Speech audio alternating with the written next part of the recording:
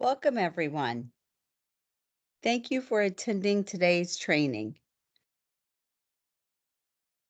This is the Family and Social Service Administration working with justice involved individuals training.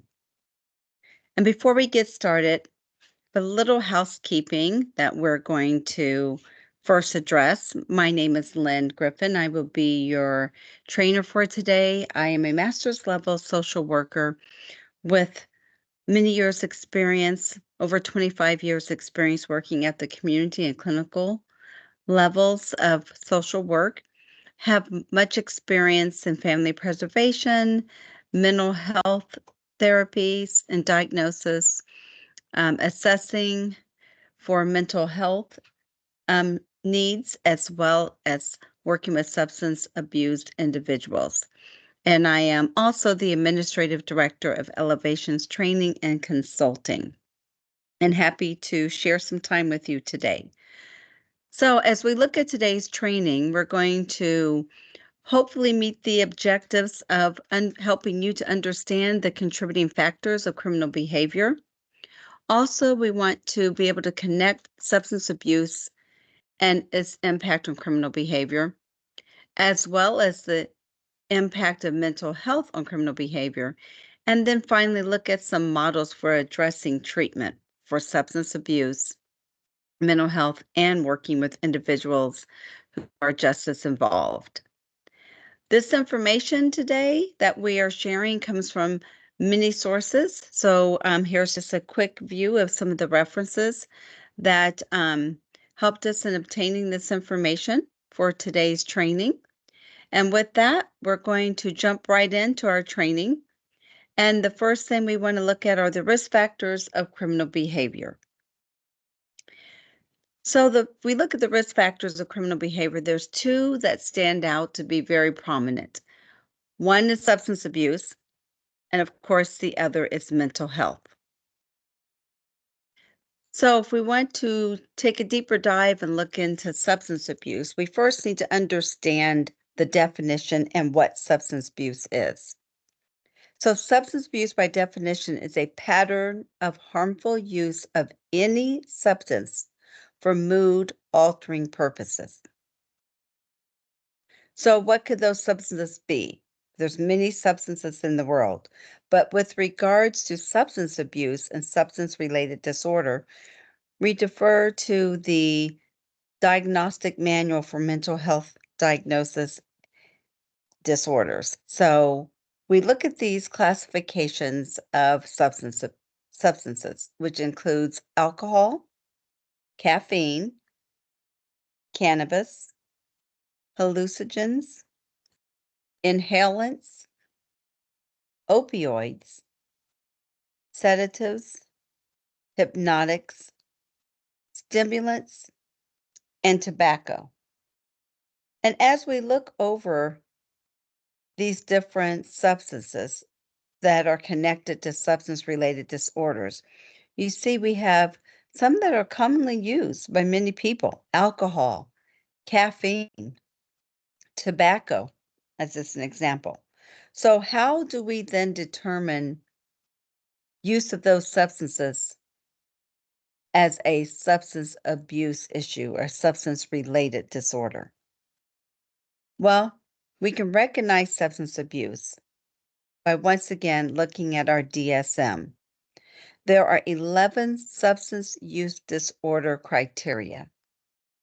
So if we look at those criteria and you're working with the individual who's justice involved, and you may have concerns or questions if they are experiencing substance abuse, what criteria do you need to understand and look at?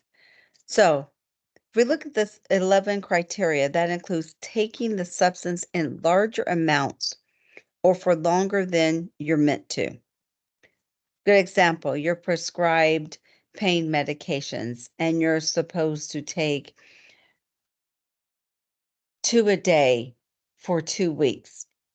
However, you find the means to secure more pain medicine and you're taking that substance for longer than 2 weeks. Another criteria is wanting to cut down or stop using the substance, but not managing to. Again, the key word there is wanting to. However, it's uncontrollable and you're not able to. Spending a lot of time getting, using, or recovering from use of the substance. So you may have taken it, but you spend a lot of time in that recovery process where it's beginning to consume your life. Or you spend a lot of time, energy, money, concentration, and efforts on trying to secure the substance. Of course, here's one that we all know, cravings and urges to use the substance. Also, another criteria is not managing to do what you should at work, home, or school because of substance abuse. This is at a point where this is now interfering with your normal daily activities because of the substance use. Another criteria is continuing to use even when it causes problems in relationships. So if you're starting to see a decline in family or a significant other wanting you around or you wanting to be around them, or it becomes a source of tension in your relationships, this can be something that's a red flag with regard to substance use disorder. Continuing on, giving up important social, occupational, or recreational activities because of substance abuse. Also, using substances again and again, even when it puts you in danger. So, not being able to determine or identify that you're putting yourself at risk as you're trying to get or use that substance. Also, continue to use even when you know you have a physical or psychological problem that could have been caused or made worse by the substance. Often like to use the example of cirrhosis of the liver related to alcohol abuse. And this is a great example where the doctor tells an individual, you have this physiological chronic disease of cirrhosis of the liver. This is related to years of alcohol abuse. If you do not stop drinking or consuming alcohol, this will continue to make your condition worse and it will eventually take your life. And that individual continues to drink in spite of the fact that he or she may be risking their life by inducing the substance. Also, needing more of the substance to get the effect you want. So you begin to develop that tolerance because, it started out 1 glass of alcohol, then it ends up being 5 glasses of alcohol. And as you go further into the disorder, it's now 20 glasses of alcohol. So that again is a great example of that criteria. And then finally, development of withdrawal symptoms, which can be relieved by taking more of the substance. So, in identifying again whether an individual may or may not have a substance abuse issue, this would be the criteria that you would look at to begin to determine and identify whether this is a disorder or not.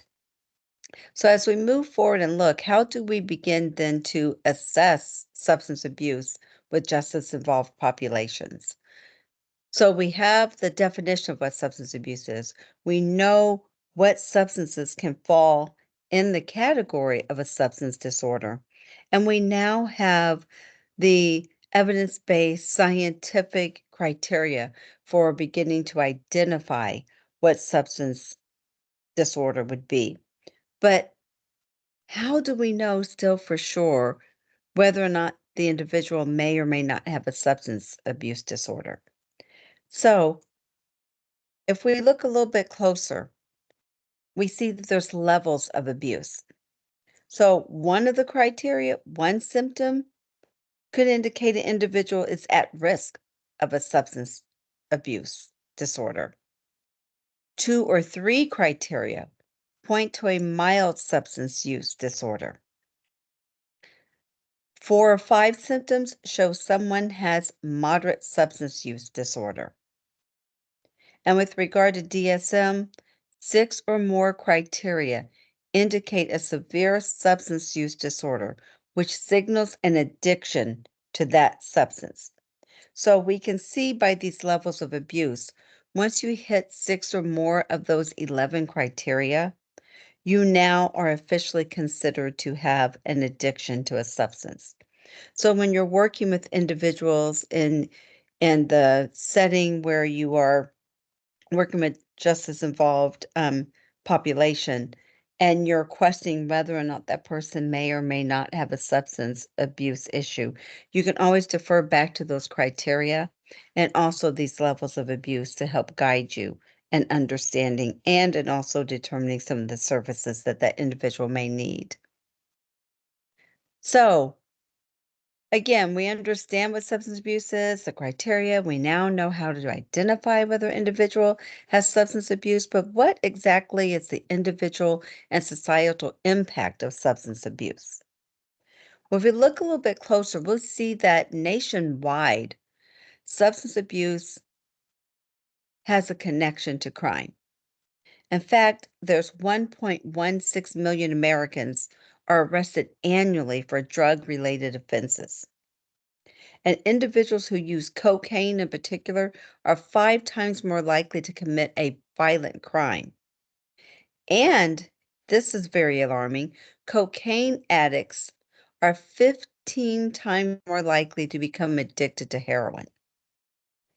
And our recent data in 2020 shows that there's over 47,000 Americans have been arrested for heroin, cocaine, or other derived drugs, with an additional 17,334 individuals who are arrested for synthetic drug-related offenses. And of course, we all know an example and one of the more popular synthetic drugs here in the state of Indiana that we often hear about and see about in the news would be meth. So speaking of Indiana, where and how does Indiana compare with the correlation between substance abuse and crimes? So in Indiana, we have 3.8 of our individuals in Indiana have misused opiates, and 4.6% of adults 18 and over have abused stimulants. And we have over 539,000, nearly 540,000 Indiana residents who are arrested for drug offenses. And this is staggering. 80% of our inmates in Indiana jails have an addiction, and 75% of those who return to prison have a substance use disorder. So we can clearly begin to see that there is a connection between substance use and abuse and criminal behavior. In fact, here's a wonderful example just recently on our local news in Indianapolis. A man faces murder charges after homicide detectives with IMPD located him thanks to witness cooperation following a drug deal gone bad. So we see here drugs, murder, arrest. Once again, this is just driving home the connection between substance abuse and criminal behavior, which is why it's so extremely important for us to take into consideration the services that are needed for individuals that you're working with who are involved in the criminal justice system, who are also having concerns and issues regarding substance use or abuse. So we understand how substance abuse is connected, but what about the mental health factor? What is the role of mental health in criminal behavior? So if we look at mental health and criminal behavior, recent research suggests individuals with mental illness are prone to violence, and individuals with mental illness and long-term substance abuse disorder, which is also known as a dual diagnosis, have 4 times higher risk of committing a crime and or violence against another individual. And psychotic disorders such as schizophrenia can involve hallucinations or delusions that may lead to unpredictable erratic behavior. And in some cases, those individuals with the psychotic disorders may engage in criminal behavior as a result of their altered perceptions of reality. So this is nationwide, but again, if we drill down, what is going on in Indiana? We have 20.6% of our Indiana prisoners have a serious mental illness, and nearly 33% of Indiana residents have experienced some form of anxiety or depression.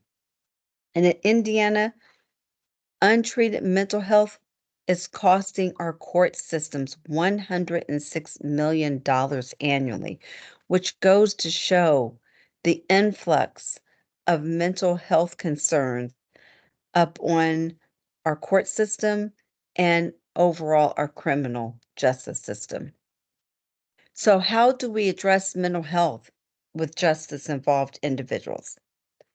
As just we discussed with substance abuse, the necessary um, services that are needed for those individuals, the same applies for individuals with mental health disorders.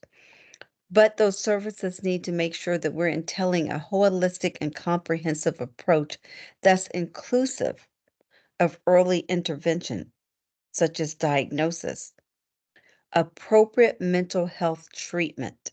So, not just the diagnosis, but the supporting counseling and therapies and possible medication if necessary. And also making sure that we have access to services and resources. So, recognizing that an individual has a mental health disorder and being able to connect that individual to those services and making sure that that individual is able to access those services, which will assist in causing unnecessary, unwanted stress for the individual who may already be in crisis. Also, we want to make sure that when we are providing services and addressing mental health, especially with justice involved individuals, that we are also reducing stigma of mental health. Not just here in Indiana, but across the nation. Mental health has such a negative stigma that often those who do suffer from some form of mental health choose not to seek assistance or choose not to share their diagnosis or struggles that they're having. Sometimes they may self medicate, which then leads to some of our dual diagnosis where we have substance use along with the mental health.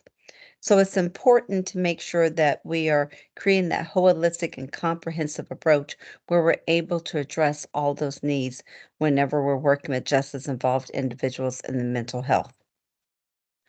So, why is it important for us to understand the risks? So, we know that substance abuse and mental health are risk factors of criminal behavior, but they're not the only risk factors. And we need to make sure we embrace and understand all the risk factors that go into justice involved individuals and services because it helps us to mitigate the risk of criminal behavior, but it also helps us to guide services and interventions when we can understand and recognize what the risks are.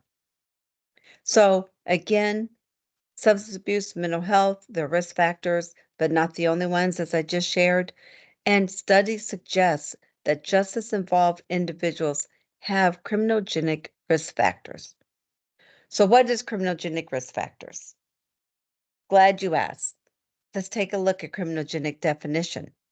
So, criminogenics is a system, situation, or place causing or likely to cause criminal behavior, or behavior that's producing or tending to produce a crime.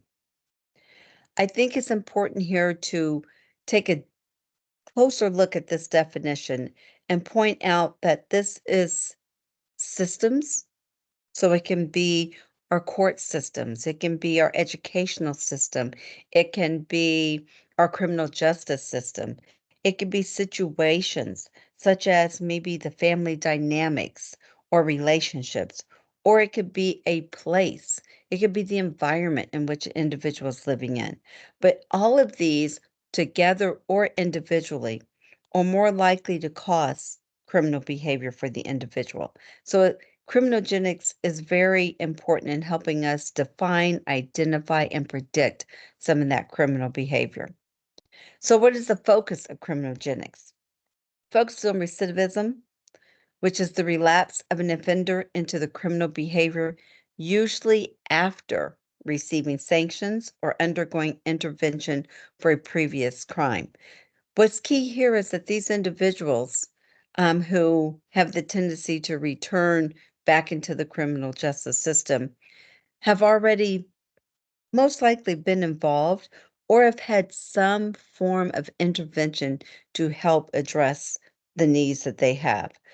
However, unfortunately, the services were not able to meet the need, which is why we need to make sure that we're identifying and assessing properly as we develop services and as we begin to connect the individual to the resources to help them.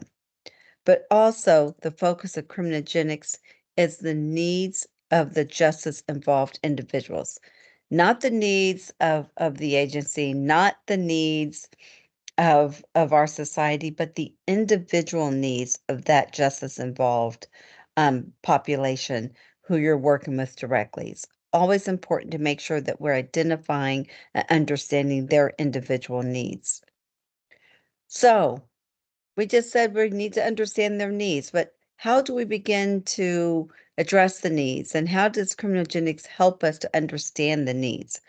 So criminogenics kind of gives us the tools of the trade, sort of a guide for needs, and it helps us to actually begin to focus on those factors of the offender's life that are directly related to recidivism. So there's many factors, but there's 6 key factors that are directly related to crime. Those 6 factors include low self-control. So again, we mentioned earlier about substance abuse. They may want to stop, but just unable to stop. Self-control and low self-control means the individual may or may not have the commitment or may not have the psychological or physiological ability to control their own behavior. We look at antisocial personality, which is an actual DSM diagnosis, a mental health disorder. And we look at some of the antisocial values, um, which is one of the factors that are directly related to crime. And that, if we look at what does that mean? Social values, those are some of the normal per se or usual social norms that most people would say everyone should you know always have or do. Not spitting on the sidewalk would be a very old social or norm or a old value system that was there many days, way before all of us, I'm quite certain. But also there is societal values such as being kind or the golden rule. But these individuals, or should I say, when the factors are having those antisocial values, kind of are contributing factors that seem to be directly related to criminal behavior. Also, criminal peers. So, being around individuals, having that support system or that peer system who are also involved in the criminal justice system. And then finally, well, not finally, I'm sorry, substance abuse, as we stated earlier, is one of the factors that are directly related to recidivism and the criminal justice system. And finally, the dysfunctional family. It's important to make sure that we understand that family can be defined by individuals in many different ways. Family may be a group of friends. Family to some may be the traditional sense of family, mother, father, siblings, grandparents. Family to others may be a significant other. So it's always important to understand again what family means to certain individuals so that you're not assuming that you have an understanding of how you can help that individual and some of the support systems and or factors that may be contributing to criminal behavior for them. So as we look at criminogenics and helping us understand the needs and determine some of those factors that contribute to crime, we also have to look at some of the theories and treatment models that are out there for working with justice involved individuals and hopefully reducing and preventing recidivism and criminal behavior. So we're going to look at two models today. One is the risk need responsivity or RNR model, and the other is the good lives model. First, let's take a look at our R&R model and the theory. So R&R concept is where the risk and needs of the offender should drive the selection of an appropriate program that can address the criminogenic factors. Again, criminogenic factors are those factors that are contributing to criminal behavior, such as the anti-social values, as we discussed, or low self-control. This is key in understanding that once again, we need to look at those risks and also understanding the risk and the needs of the offender so that we can refer them or provide them with appropriate program services.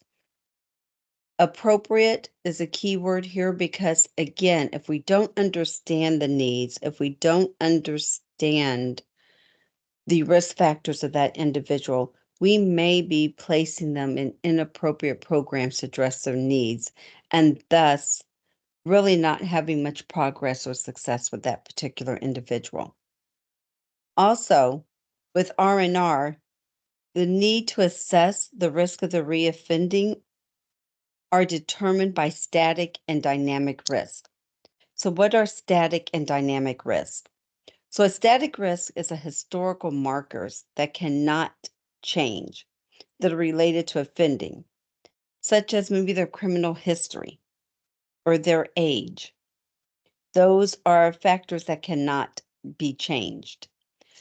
And then dynamic risks are factors that can predict offending that can be changed, such as the criminogenic needs. I go back to looking at those factors. We can change low self-control by therapeutic strategies, by strength-based, you know, positive reinforcement. We can control those factors sometimes with increasing an individual's awareness, knowledge, or motivation. So dynamic risk helps us to be able to understand that those factors we can predict because we're able to change that.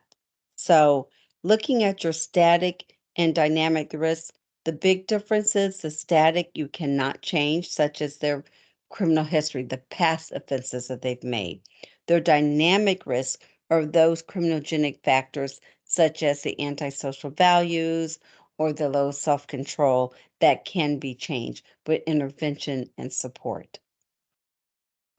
So when we look at some of the principles of the R&R model, there's risk is the first principle. And that basically is whom? Who are we dealing with? This principle targets an individual's likelihood of reoffending, and it guides interventions which should match the likelihood of reoffending.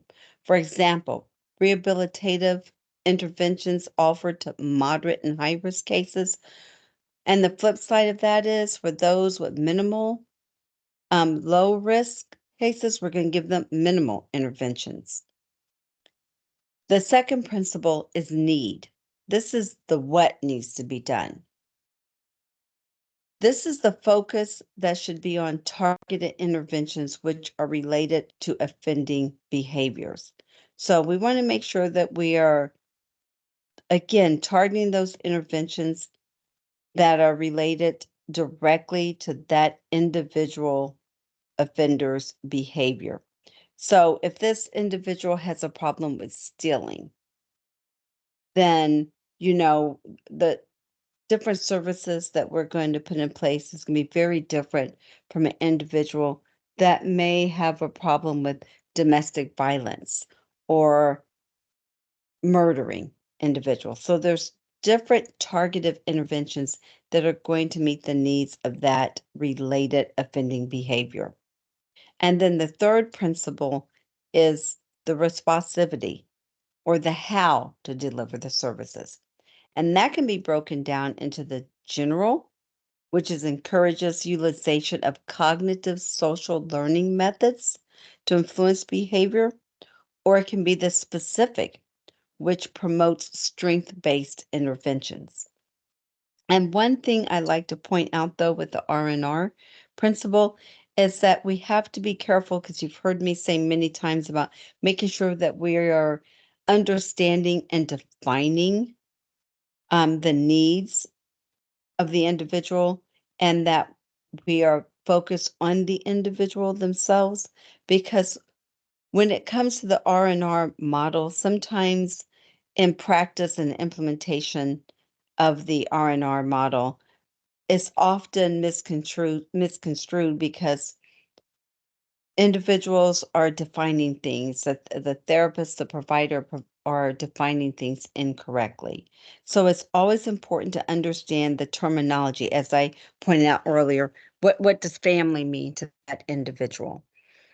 So making sure that we understand the terminology that the individual is using and their definition. For example, again, family or their definition of abuse or their definition of their behavior is important because if we don't do that and we are not assessing properly, once again, we can end up putting the individual in the incorrect service or resource and not have much success. And then we're back where we started from. So it's really important that we understand the terminology and the principles of the R&R model so that we're able to implement it effectively and appropriately for the success that we're desiring to have. So that's our R&R model, but let's take a look at our Good Lives model. So the Good Lives model, which sounds really good lives model. But the Good Lives model is a practicing fundamentals of the Good Lives model is the belief that people have similar life goals and needs, but that some have a reduced capacity or means to achieve them, resulting in offending behavior. For example, we all have a simple need to have food every day. And we all, you know, have to have it to survive. However, if one individual A, is working or has the economic resources to go purchase food and some place to take their food to and prepare it, but individual B, who has the same need, does not have those same resources, then that sometimes can result in offending behavior because now the options and choices for individual B, although they have the same need of individual A, the options and choices are more limited. And now individual B, who does not have the same resources, may need to turn to other measures, which often sometimes in this example for food may result in the individual stealing food from a grocery store and then ends up becoming involved in our criminal justice system. So once again, it's that belief that there are some shared and similar life goals and needs, but just a reduced capacity to be able to achieve those needs. The Good Lives model also focuses on identifying individual primary goods, which are the values connected to sense of self and purpose. So some good examples of primary goods include living a long, healthy life, our physiological body part, some of the things that we need just to be able to live every day. It also includes more of our individual need of self, having knowledge, understanding, being able to have some form of release from our stress, being able to have provisions. So that may be a job so that we're able to have the money to provide a roof over our head and food in our mouths. So once again, that is some of the primary goods of just self. And then there's the primary good of social, which is encompassing of our relationships, our need for companionship, our interaction with others, and also our connection to our community, that sense of belongingness. And then there's our secondary goods, which are ways in which individuals secure their primary goods. And sometimes the secondary goods is where we begin to see some individuals turning towards behaviors that are now resulting in them becoming involved in our justice system. So the Good Life model looks at those primary goods and again, some of the shared goals that we have and the capacity that individuals have to be able to reach those goals or get their needs met. So the benefit of the Good Life model is that it is a strength-based model where we focus on the positives and the strengths of the individual. And it also enhances the offender's well-being and reduces risk of reoffending. And the goal of the Good Life model is to embrace and respect others' human rights and sense of entitlement while understanding and securing their own rights to entitlement. So, in short, what that means is we like to work with the individual to make sure that we're getting their needs met, help them identify what needs do you have? What are some appropriate ways of reaching your needs? And once your needs are met, what sense of fulfillment and happiness and peace do you have? And once we're able to get that person to a baseline of their needs being met, we then can begin to connect the dots of helping them understand that we all have needs and the sense of the sense of entitlement, the sense of peace, the sense of joy of having your needs met are basic human rights that you as an individual deserve, but others also have those basic human rights. And as an individual who may have been in the criminal justice system who's offended others' human rights, you don't have the right to take away the rights of others. So it's connecting the dots and helping that person understand through meeting their own needs and helping them to have fulfillment of meeting their own needs and recognizing that this is a basic human right, that they now will hopefully have respect for other people's human rights and reduce their offenses. And it's also the goal of the Good Life model is to help offenders adopt a socially integrated and more fulfilling life, as I just described, helping them to get to the level and goals that they have individually for their lives so that they can have a greater respect and appreciation for other people's goals and their basic human rights. So we've talked about the R&R model, we've talked about the Good Life model, but what do we do here in Indiana? So Indiana uses the risk assessment system. So the risk assessment system utilizes tools for assessing offenders currently under supervision, such as probation, drug treatment programs, or within our prison system.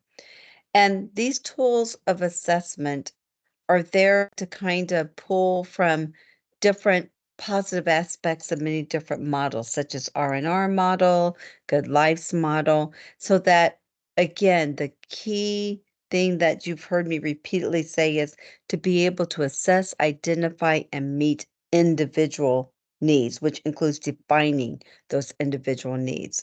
So the assessment and the system that's chosen by Indiana provides that opportunity to assess the offenders at various stages. For example, a 15-year-old who has had their first offense and now has had contact with the juvenile justice system is in a different stage than, let's say, a 40-year-old who has had reentry on more than one time. So the needs of those individuals are going to be very different. Once again, going back to our static and dynamic needs, things that can and cannot be changed. But by using the risk assessment system, we're able to kind of pinpoint people where they are and different stages that they are in the justice process system. So also, the Indiana Risk Assessment System contains 5 complete assessments to be able to identify and define those individual needs, and those are the pretrial assessment tool. Obviously, those are for individuals who are awaiting trial. Also, we have the community supervision tool, the prison intake tool, supplementary reentry tool, and then there's that word again, going back to our R&R model, which is our static tool. So Indiana has kind of formed their own risk assessment system to be able to identify and make the proper referral to the appropriate resources for that individual, dependent upon what stages they are within our juvenile process, within our justice process. So, in review, we have made the connection between substance abuse, mental health, and other factors upon criminal behavior and when working with justice-involved individuals. We also see that there's an overwhelming need for recovery works in Indiana just by looking at not just the national statistics with substance abuse and mental health, but even our local statistics regarding mental health and criminal behavior or substance abuse and criminal behavior. And then we also have provided you with a couple of effective models for successful intervention and treatment, including showing you what Indiana is currently doing with assessing the needs of individuals who are in our justice system. So with that, I want to say thank you for taking time for this training today. Thank you for the work that you're doing. It is valuable, it is powerful, and we hope that this has provided you with some additional resources and information to continue the great work that you're doing in our communities. And we thank you. And this concludes our training for working with justice involved individuals. And I hope you all have a wonderful day.